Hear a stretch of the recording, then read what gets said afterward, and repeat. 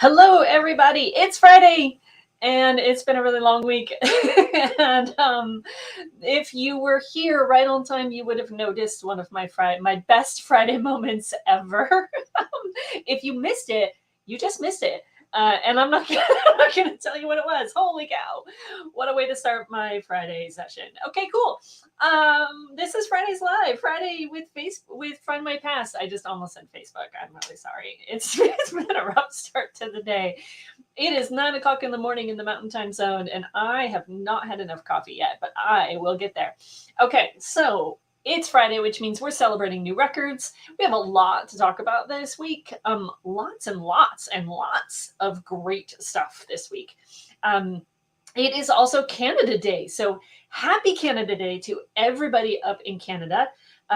If you are in Canada or if you have Canadian ancestors in your tree, we would love to hear about those stories today. So put them in the chat, put them on our Facebook page, join the Find My Past forum group on Facebook, share your Canada Day stories. Canada Day is, of course, the anniversary of the Canadian Federation. Which occurred on July 1st, 1867. And so to all of my neighbors to the north, happy Canada Day. I do have Canadian ancestors, although they came significantly later. They didn't arrive until the 1880s, 1890s, and into the turn of the century. So they weren't in Canada for the big day back in 1867. But I'm very proud of my Canadian heritage and my connection to that great country. Thank you for that. Happy Canada Day to everybody. Okay. Kim caught it. Great intro, she says. Thanks, Kim. We'll just keep that a secret between the two of us and Ellie, who saw it. Yeah, okay, cool. Ellie is in the comments, everybody. Say hello. And of course, if you're new, allow me to introduce myself. I am Jen Baldwin. I'm the research specialist for Findmypast. I love doing these sessions, and I absolutely love meeting with the community and being able to chat with you guys. It's fabulous because, you know, we're genealogists, and sometimes I tell other people at work, like, oh, I found this really cool thing, and they're like, that's nice, Jen, because they don't quite have the bug, but we're getting there. We are spreading the seed all across the company, and we're going to make everybody addicts very soon. It's going to happen. All right, so oh, Sally saw it too. Okay, Sally. Shh. If I have to bribe you guys, I will. Right. So lots of new stuff on the site we're going to talk about this week. We're obviously getting ready for a couple of big holidays in North America, Canada Day today, and the 4th of July, or Independence Day in the United States. So we'll be talking about that, of course. We have some newspapers we really want to talk about. These newspapers are way cool. We have some big moments coming up in the Find My Past family, though. And I'm just going to say it. Ellie is on her last day of work before she goes on holiday. And she is going on holiday so that she can get married. And we are so, so happy for her and her fiance. It's going to be a gorgeous, beautiful day. She's getting married at a castle, you guys. It's incredible. So please shout out your congratulations to Ellie and her almost new husband. It's very exciting. She really is just the heart and soul of our community and our Find My Past team. And she's telling me to stop, but I'm not going to because she's so wonderful. We love you, Ellie, from the bottom of our hearts. Congratulations from everybody at Find My Past. And that's all of us staff, but also all of you out there. And look, I'm tearing up because she's just so dang special. Okay, so lots to talk about. Of course, we always start with the weather. So I'm seeing some comments there already. Let's see. It's sunny in Colorado. It's really lovely, although I don't have any idea what the temperature is supposed to be today. We've got some people from all over the world. I love it. It's breezy near Oxford, says Sally. It's hot and humid in Massachusetts, says Roz. In summer in Massachusetts, I don't know if it's ever anything but hot and humid. Okay, let's see. Karen's on a train on her way home to Enfield. It's good to see you, Karen. Thanks. We've got some people over on Twitter. I don't know who you are. CV Bob 47. Happy Canada Day from Vancouver Island, one of the most beautiful places I think I've ever been. Vancouver Island is gorgeous. It's warm in Roscoe, Illinois, Ellen tells us. Let's see. Oh, Anne's here from the Gold Coast in Australia, where it is 1 o'clock in the morning. Thank you so much, Anne. That is incredible that you're spending that 1 o'clock hour with us. Karen has lots of cousins who migrated to Canada, so that's always lovely. I hope you are trying to tell their stories. Oh, this is fantastic, Anya. Happy Family History Friday, Canada Day, and the start of the genealogy show. Fantastic event. After all the talk of tea on Wednesday, I now have the biggest cup of tea next to me in sunny Fife. And if you don't know what she's talking about, on Wednesday this past week, we had a really wonderful session with Michael Troy, who's the host of the American Revolution podcast, which I am a big fan of. And I have to admit, you guys, I was totally geeking out because I was like, this is like one of my history heroes right here. And I get to interview him. It was incredible. So really, really fun opportunity. But we, of course, did talk about tea and the connection to the American Revolution with the Boston Tea Party and everything that happened, and the British East India Company, and all of those reasons, and kind of that tension that boiled up in the colonies. And we were talking about what would you do if you didn't have tea, right? One of the newspaper articles I found a few months ago now, I guess, was describing how colonists used to try and use corn to make tea as a substitute as they were protesting the tea acts and all the various taxes. And I just thought that was like so interesting to think about how you would make tea with corn. I don't think it would be very pleasant. I'm going to be really brutally honest about that. Okay, Janet's here in Wales. Lots of people. Everybody's here. This is so great. Oh, Linda, this is great. Linda got a chance to test out some new stuff on the site with Lorna, one of our colleagues, earlier in the week. That is awesome, Linda. Thank you so much for doing that. You know, we try to put out stuff for user testing all the time. So if you get one of those emails or an invitation from us, we really would love for you to participate in those sessions. It really, really helps us to understand what you, the users, want and need on the site. It's so important to our process in terms of developing the website. So if you get the chance to do it, definitely jump on it. It's fantastic.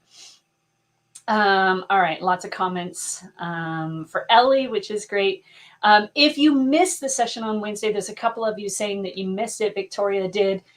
With a little tear in her eye. I can understand that. We'll have to watch. You can watch it back. Of course, all these sessions are recorded. They're available on Facebook and YouTube.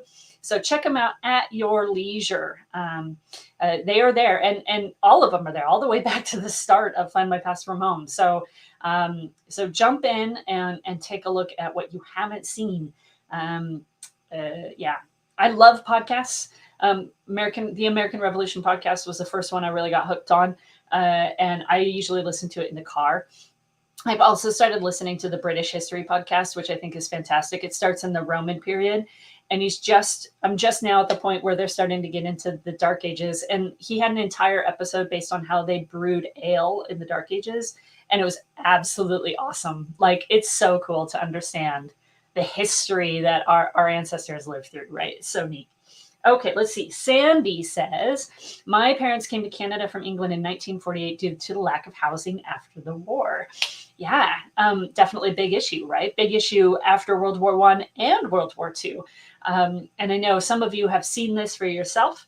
And I've certainly seen them in the 1921 census of England and Wales. There are a number of comments from people about the lack of housing.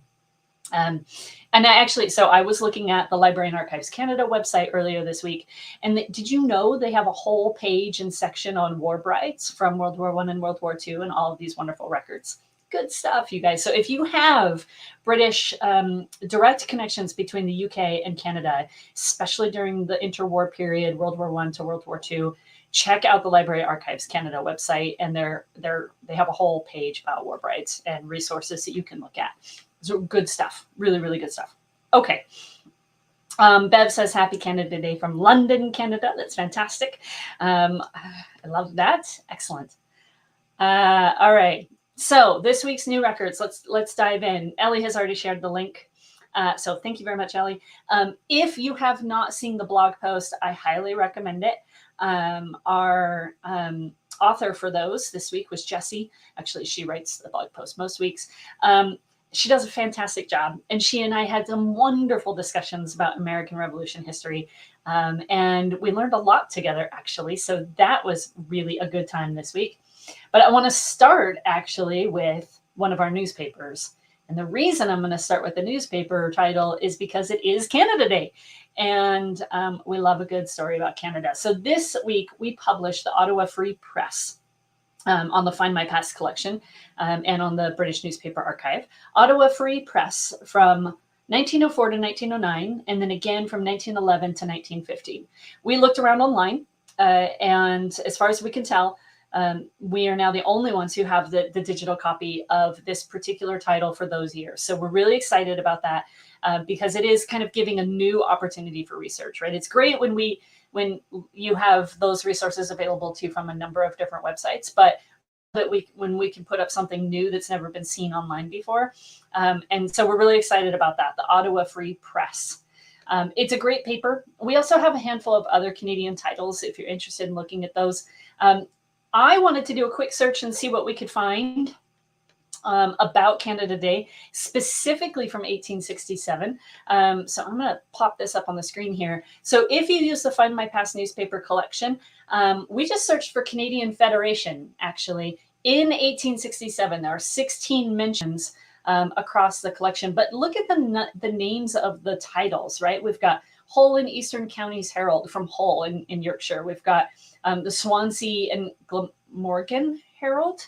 I stumbled through that, but Ellie says I did it right, so that's great. Thank you. Norfolk News, the Weekly Dispatch in London, of course, Leeds Mercury. All of these mentions of this big event. Of course, at this point, it's still Canada's still part of the Empire, it's part of the Dominion, or it's one of the Dominions rather. So at this point, Canadian Federation is British news, right? And I know you guys have heard me say this before, but there are so much to discover in these British and Irish newspapers about other places around the world. So if you want to take a look at the founding year of the Canadian Federation in 1867, go to those newspapers, go to the British and Irish collection and read about how it was being portrayed to the people of the British Isles, right, across the UK. Take a look at how they were actually describing this and what it was all about, and get a sense for what Federation meant to Canadians living in Canada, but also to the people of Britain, Ireland, Scotland, and Wales, right? This had an impact across both sides of the ocean. So did, obviously, Independence Day for the United States. So you want to get that perspective. You want to be able to tell a full and complete story of that historical event, not just one view. You want to be able to tell a comprehensive story. So please make sure that you're using these newspapers in a number of different ways. I really, really want you to explore these papers and see what you can really find, because it's just awesome, right? It's just really, really cool what you can discover in these newspapers. All right, Anya, calling me out as you do. I love you for it. I like how you skipped saying that location. That was a wise miss there. See, I can do this in a number of ways. I love it. You guys, this is fun. This is so good. All right. So let's talk about everything else we released this week. It's obviously a big week if you are working through that period of the American Revolution. And quite honestly, that's why I'm doing Findmypast Live today. All right. 4th of July is Monday. It's always a great week for me, because I get to talk about one of my favorite periods of history, which of course is the Revolutionary period. And I always reinforce this idea, and you guys have heard this from me before, so it's kind of broken record moment, but this had this huge impact on both sides of the ocean, right? This was a global event. Think about it. Put yourself in the mindset of someone from the 1760s, if you can do that for just a second. Here's this kind of group of rebels that are standing up to this monarchy and this huge government, and one of the most powerful governments in the world during this period. And they're saying, hey, you can't tax us like this. It ain't cool. We don't have representation in Parliament. This isn't right. This isn't the fair thing to do. And they wanted King George to kind of fix it for them. And most of them didn't want to be independent. They wanted to remain part of the empire. but they end up going to war and they end up winning. And can you imagine what it must have felt like to be this kind of group of militia, rebel rousers, right? Guys literally going into battle with sharpened spears and pitchforks and bows and arrows against the British regulars, the British army. That's a huge act. And if you are a king or a queen or a monarchy sitting anywhere else in the world and you're looking at this and you're going, wait a second, they just took down the British government and they just won. What are my people going to do? Right? Is my monarchy under threat? It's a huge, huge event in history, certainly in Western history, and certainly in history of politics and democracy. So, of course, to celebrate, we do have new records. So this week we launched 3 new collections from our partnership with the Historical Society of Pennsylvania. We have now published a collection called The Descendants of the Signers of the Declaration of Independence. So we all know that really substantial document that kind of declared independence. It was signed by 60 some odd men. And there is a published genealogy that tracks all of their descendants over time. And that's what we've published. As with any of this type of work, right, published genealogies, you want to make sure that you are doing extra research to validate those claims. But it is very much a unique and wonderful opportunity for research, right? It's going to produce a lot of hints. And in most of those pages, it goes back several generations. You'll have multiple wives, you'll have lots and lots of descendants. So the possibilities there are kind of are countless, really, because there's thousands and thousands of descendants of those men today. So that's new. We also have an index called the War of the Revolution Index for Pennsylvania. These are essentially men who were involved in the revolution in some form of the militia. There were actually 4 different kinds of militia units in Pennsylvania across the history of the war. And these are index cards. And they'll tell you the name of the person, the date, and then which type of unit they are in. And if you go to the collection, and I'm actually going to pull it up really quick and try and do this while I talk. It will, in the special links or the extra links and resources, you can then go into the, sorry, I'm talking and typing at the same time. You can then go into the actual publications where this card index was created from, and actually see it for yourself, so you can see the full description in the text. So let me go ahead and share my screen. And I did not prep this, so I'm just going to play around here for a second.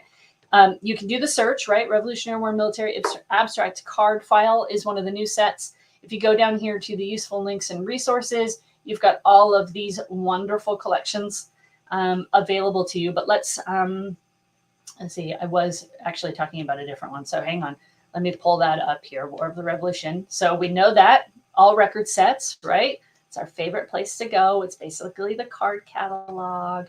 We're going to type in War of the Revolution. And index, because I'm not seeing it come up to the top of the list. And we'll start with Pennsylvania. You guys get to see how my brain works right now. You got to spell Pennsylvania correctly. That usually helps. Why isn't it coming up? It should come up really quickly. Okay, that is a failed live demo. Here we go. American Revolution Patriot Militia Index. Got there in the end. So if you go down to the suggested links and resources, these are the actual texts that the index is created from. These are available for you on Internet Archive. So they're freely available to everyone who wants to read them and look through them. And what we get here when we go into this is wonderful little bios and descriptions of each people, what battalion they're in, what company they're in, and so forth. So it may be just a little bit of information, but it actually may be like a full, written biography. Just depends on who you land on, right? So if you are in the collection on Findmypast, what you get is the actual index so that you can say, oh, of course, how can there not be any Smiths? Come on, that's just silly. Uh-oh. All right. So you go through the index, you get the person's name, the date, and then the page and volume that they're on. And then from here, you go down to the suggested links and resources and actually pull up the book and navigate to that page. So it's a definite guide to these publications. And yes, Matthew, absolutely. The magic of live demonstrations, right there. Sometimes it works and sometimes it doesn't. All right, my other demos will be better, I swear, because they were prepped in advance. All right. So that's the second title that we released. The third one this week is Pennsylvania Oaths of Allegiance lists. Oaths of allegiance are exactly what they sound like, right? These are people who are declaring their allegiance, in this case, to the Commonwealth of Pennsylvania, the government of the United States, this new idea of the Continental Congress. They are basically saying, we no longer support England. So think about that. That is an act of treachery right there. That you are literally declaring yourself to be a traitor in that moment by signing that document. Now, in some cases, they were signing under duress, right? There was some political savvy reason they needed to sign that and kind of prove their allegiance. But like we talked about on Wednesday with Michael Troy, the very next day, the British Army could have come in and taken control of that area, and they would have switched sides right then and there, right? But in most cases, you're going to want, again, to just build a big substantial case, use a lot of evidence to make sure that you really know which side of the conflict your ancestor was sitting on, because an oath of allegiance isn't necessarily verification that that's how they felt actually themselves politically. Okay. Anya is full of wonderful comments today. Thank you for that. I should have been born on the 4th of July, but I didn't want my independence and was 2 weeks late. That's so good. I love that. Fantastic. Okay. So that's, the fourth, I got distracted. The fourth collection that we launched today is actually has nothing to do with the United States at all. It's from Scotland. The Angus and Fife monumental inscriptions. This is unique to Findmypast, and this is courtesy of our relationship with the Tay Valley Family History Society. So thank you very much, Tay Valley, for contributing and doing your part to preserve these records.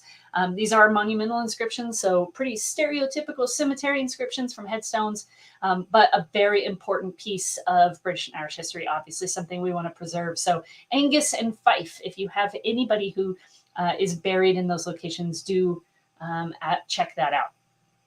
Okay, now newspapers. There's a whole lot of exciting things happening in the newspaper world this week. I'm excited. So we've already talked about the Ottawa Free Press. That runs from 1904 to 1909, 1911 to 1915, once again.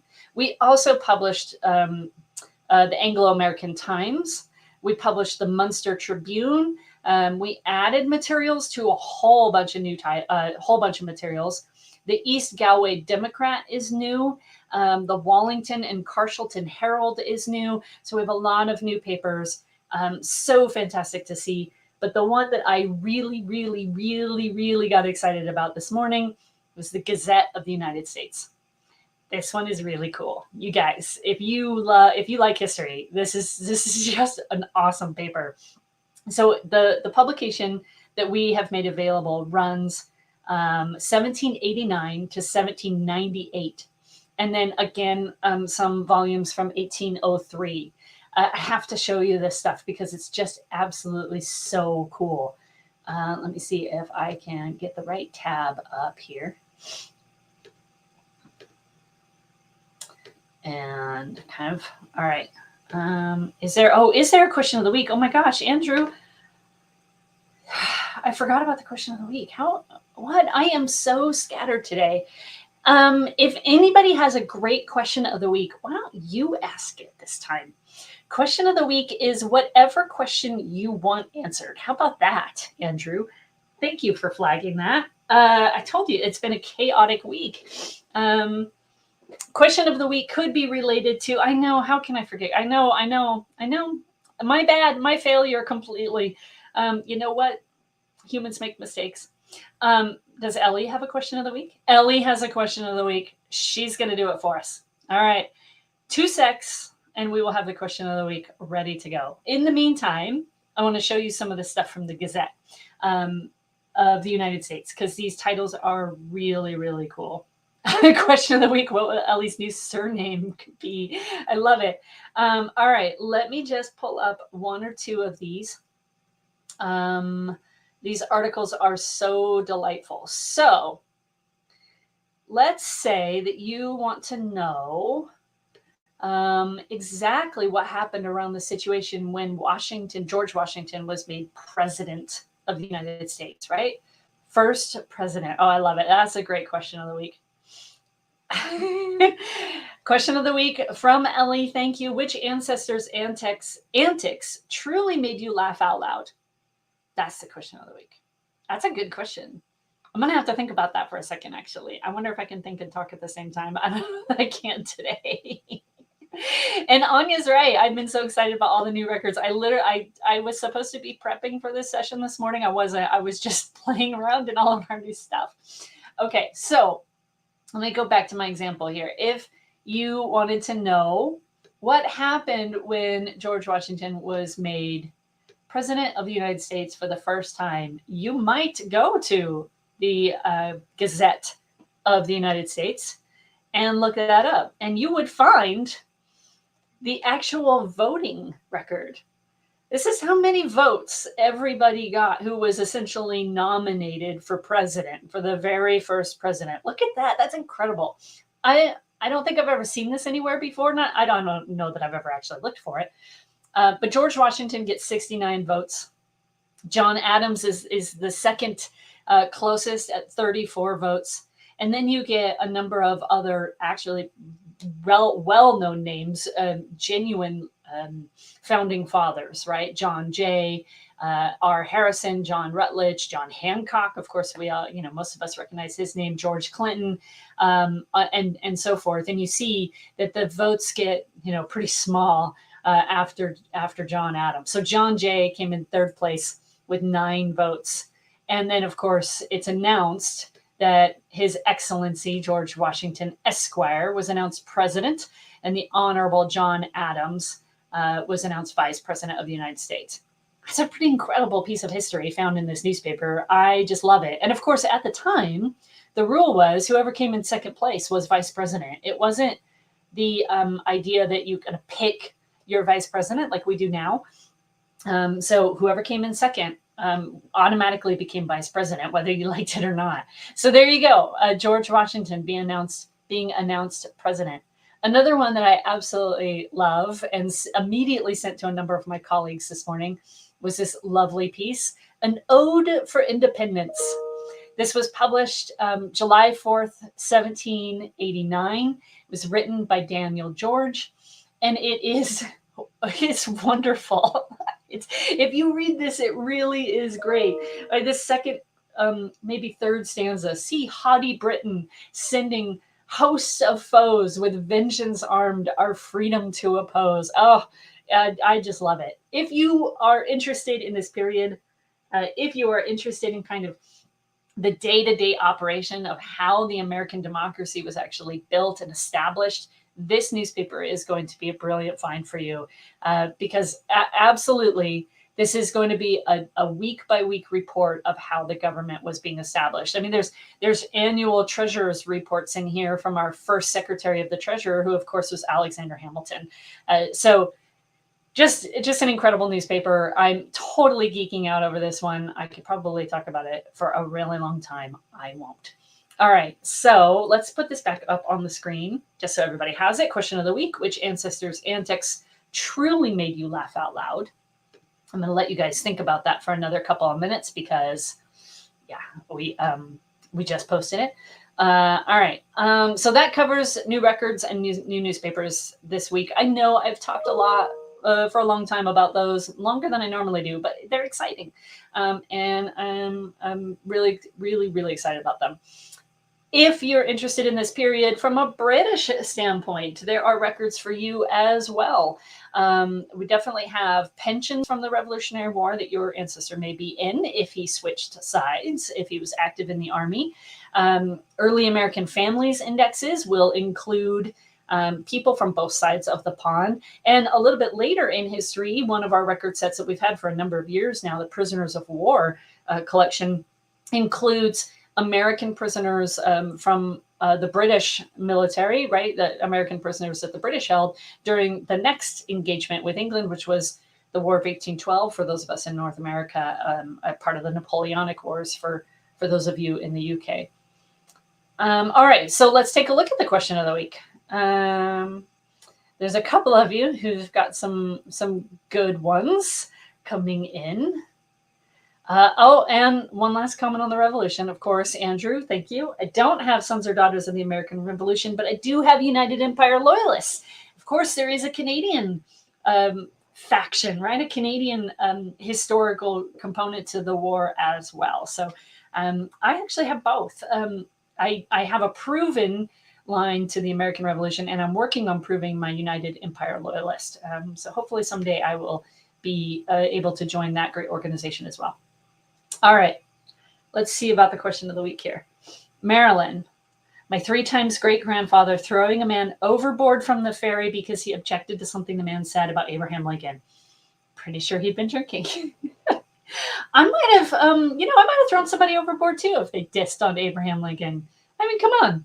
I love it. Great story, Marilyn. And I wonder, as you guys answer this question of the week, tell us a little bit about where you found it. Like, is this from a newspaper? I'm guessing it probably is. Or is there some kind of a court record associated here? Because, did they bring up charges? That would be good. Love it. Linda comments on our newspaper example, still using titles from the old country, honorable, etc. Absolutely. George Washington was His Excellency for a very long time before he became president. So that was his official title. But, notably, the British government, members of parliament, certainly King George and other kind of high-ranking influential people in England, of course, refused to use those titles because it would have acknowledged and kind of gave credit to the American rebels. All right, Matthew sharing with us, my great-great-grandfather, William Baverstock. He worked as a cattle drover in London and was almost always drunk. Oh boy. He and his wife are often, quite often in the paper for various things, including being drunk and quarrelsome or assaulting each other. This is good. I wonder how many of these answers are going to be related to alcohol. There might be a few. That's good. And you see I said cattle driver, right? Initially, that was a little bit of a misstep there too. You can tell I'm definitely from the West. All right. So Kim saying, it probably won't be funny for him, but my 3rd great-grandfather had 46 misdemeanors and 2 jail terms. That's a lot. In the hope of being transported, and instead was sent no further than 50 miles from home. Wow. I don't know that I've ever heard of anybody who was trying to get transported. That's really interesting, actually. And I wonder if, so I would start asking questions right away, right? Did he see the same judge over and over and over again and was handing down the same sentence?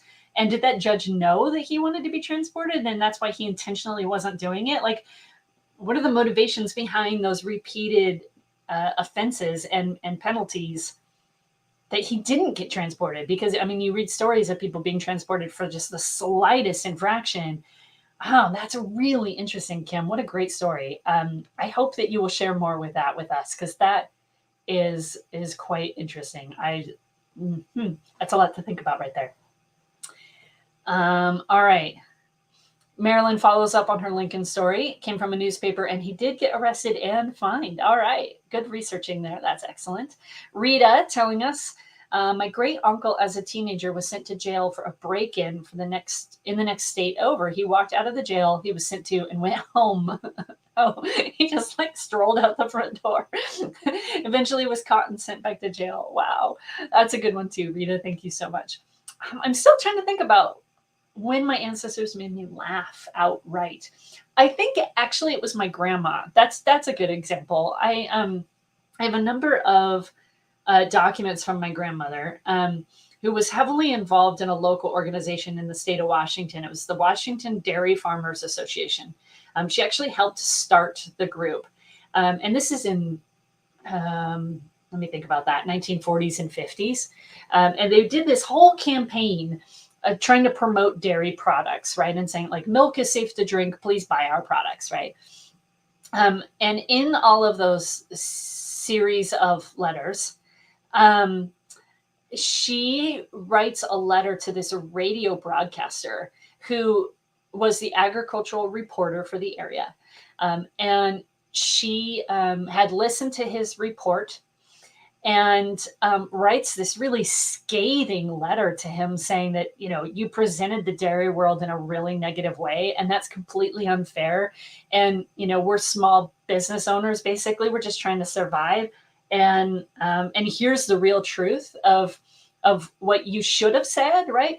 And the reason it makes me laugh is because, and I did laugh outwardly when I read it, was just this idea that like that is exactly how I remember my grandmother, right? Like she was so strong as a female and as a woman, and she knew absolutely that she had a place in making sure that that farm operated well, and that they, you know, they made money every year, and that they had a, you know, a lifestyle to live, and you know, income.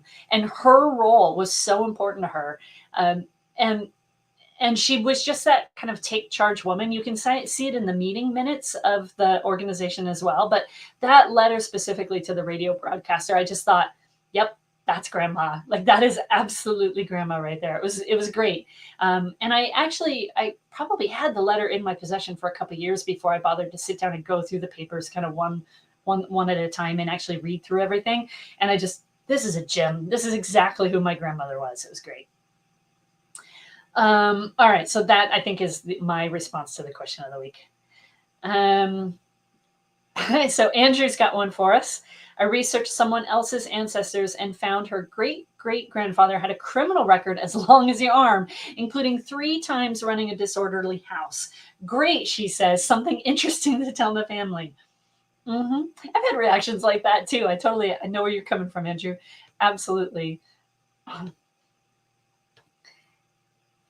So let's see. Oh, and Kim followed up on her comment. This is the guy trying to get transported. Larceny, assault, etc. The man he stole from multiple times was friends with the judge and kept putting in a good word. Oh, isn't that nice of him? Yeah. All right. Well, thanks for following up on that, Kim. That's great. Sally's got one for us. I have a photo of my great-great-grandmother on the Isle of Wight. She was dressed up in a funny-looking costume with a group of other ladies dressed in similar outfits. I thought they were a group of cleaners, but after posting the picture on Facebook, on the Findmypast Facebook forum group, one lady went into overdrive. Apparently, the picture shows a very rare image of an IOW dance troupe. The pic is now published in an I'm not familiar with IOW. Sally, give me a little background there. Sounds interesting. I want to know more. But I don't know what that acronym is. What a cool, but how amazing to make that connection. And now to have your photograph published in a book. That's really cool. But I'm looking forward to hearing more, Sally. That's good. All right. Let's see. We've got about 20 minutes left. And I want to make sure. Oh, Isle of Wight, of course. Makes sense. My brain just wasn't there. Yeah. Okay, cool. That's good. So yeah, now my next question is, what is unique about Isle of Wight dancing? But now I'm going to have to Google it. I will do that. That's my homework for Friday. All right. And thank you all very much for chiming in on that. I always appreciate it. Okay, so let's see. We've gone through new records. We've celebrated Canada Day. We're going to early celebrate the American Revolution and American independence.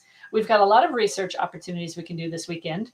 We have a handful of new newspapers to work through, so we'll all be busy with that. We have new monumental inscriptions from Scotland, from Angus and Fife. I think we've got a pretty busy weekend ahead, you guys. I hope you're all sorted now, right? You know exactly what you're going to be doing this weekend? I think so. I know what I'm going to be doing because that newspaper is calling my name. I don't see any other responses to the question of the week. But I still see a lot of congratulations to Ellie coming in, so that's very good. I'm just scrolling through the comments to make sure I didn't miss anything, because I like to make sure that you guys come first and foremost on these sessions. Let's see. That's good. Okay, and I showed you everything I wanted to show you. So I think we're good. I'm closing my tabs. It's so good. All right, Kim, recalling family stories that made me laugh. My mom's aunt and uncle kept chickens and goats during World War II. One day, great aunt was putting the washing out, dropped her pegs, and the goat sneaked up behind her. And she went head over heels. Oh, that's quite a mental image, isn't it? Wow, yeah, that's a good story. I like that one a lot. Um, Oral history sometimes is the best, right? Sometimes that's the best place for those funny stories. So, for those of you who didn't see it, let me throw that back up on the screen.